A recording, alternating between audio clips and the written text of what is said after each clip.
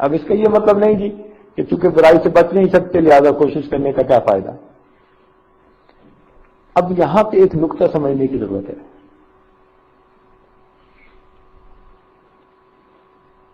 کہ چونکہ شر زیادہ ہو گیا خیر کم ہو گئی تو اس وقت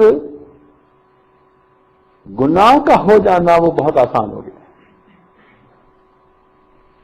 آپ نے واقعہ سنا ہوگا حکیم فرنجی رحمۃ اللہ علیہ کا. جوان العمر تھے، خوبصورت تھے، بہت ہی اللہ نے ان کو عزت شہرت دی تھی. ایک وقت میں ان کے پاس ایک جوان لڑکی مریضہ بن کے آئی اور اس نے موقع دیکھ کر ان کے سامنے اظہار کیا کہ میں تو آپ سے ملنے کے لیے آئی ہوں، آپ کی محبت میں گرفتار ہوں. ان کے دل میں خوف خدا اتنا ہوا کہ انہوں نے رونا شروع کر دیا. جب ان کو روتے دیکھا تو اس عورت کو بھی شرم آئی تو وہ بھی واپس چلی گئی. کئی سال گزر گئے اس بات کو، حتیٰ کہ حکیم صاحب بوڑھے ہو گئے. جب بال سفید ہو گئے، بڑھاپا آ گیا، اس وقت ایک مرتبہ وضو کر کے اٹھے تو دماغ میں خیال آیا کہ وہ اتنی خوبصورت لڑکی آئی تھی اور اس نے خود آ کے مجھے گناہ کی دعوت دی تھی، اگر میں اس وقت اس سے گناہ کر بھی لیتا تو میں بعد میں توبہ کر لیتا.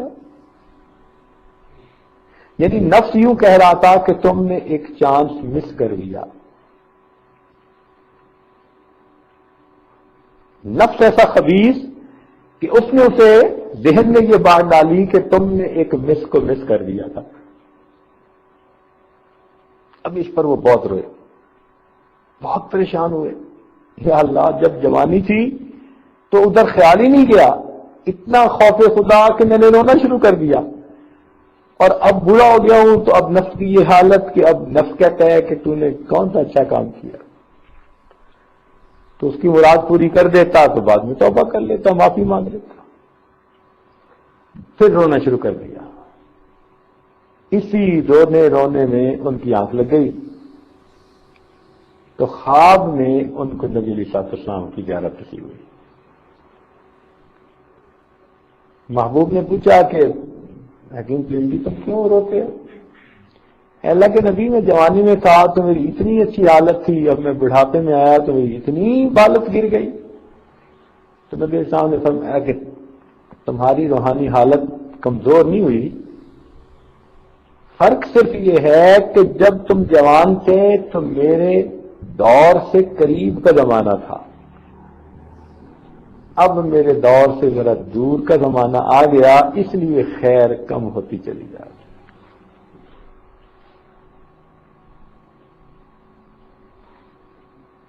تو آج کے دور میں وہی حال ہے، کیونکہ مشکات نبوت سے بہت کا زمانہ. تو پہلے وقتوں میں تو عورت برقعے میں بھی کسی کو نظر نہیں آتی تھی، اور آج کے دور میں الامان والافیز یورپ امریکہ کے ماحول میں آج بندہ آنکھ کھول کے چل نہیں سکتا. وہاں عورتوں کے چہرے تو نظر کیا آنے، ایک وقت تھا کہ چہرے ان کے ننگے ہوتے تھے، پنڈلیاں ان کی ننگی ہوتی تھیں، سینے ننگے ہوتے تھے. اب تو ان کے پیٹ اور اس کے قریب کے جسم کے حصے بھی ننگے نظر آتے ہیں. اب بتائیں کہاں وہ وقت کے برقعے میں نظر نہیں آتی تھی اور کہاں وہ یہ کہ ننگی پھر رہی ہے.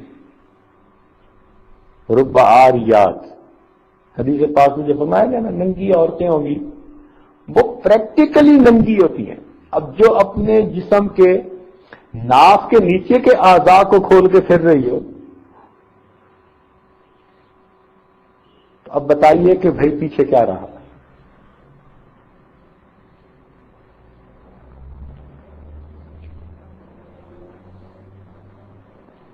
کفر کے ماحول میں تو بے حیائی اتنی کہ نہ پوچھو.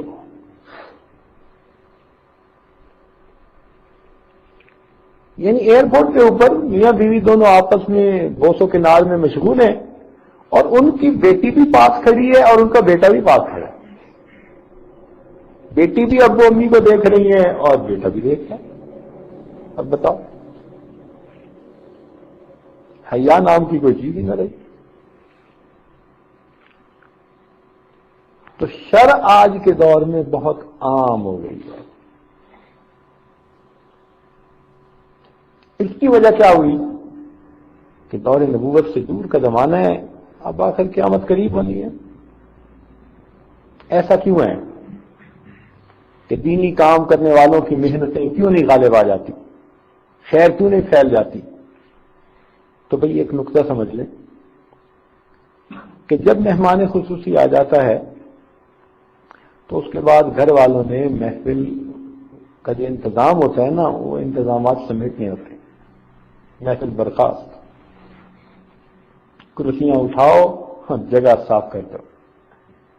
نبی علیہ السلام اس دنیا میں تشریف لائے اور پھر پردہ فرما گئے. اب اللہ تعالی نے بھی اس تقریب کو ختم کرنا ہے اور اس کو منطقی انجام تک پہنچانا ہے. اب کرسیاں سمیٹنے کا وقت آ گیا.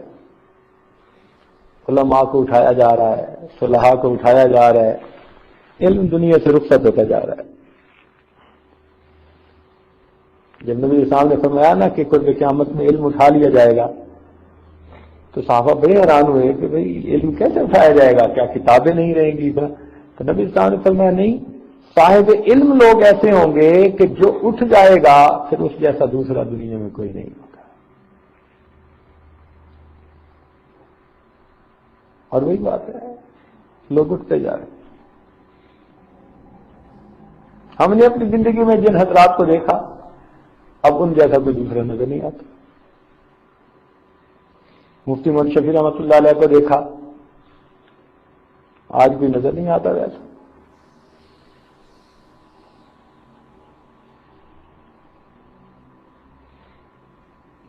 حضرت بناری جیسا نظر نہیں آتا، مولانا یوسف نذیانی جیسا نظر نہیں آتا.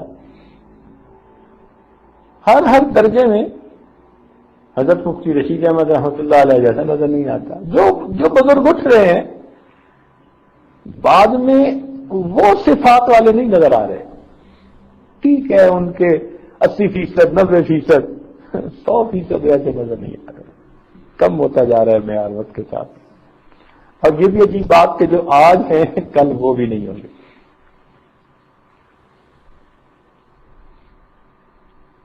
کل وہ بھی نظر نہیں آئے.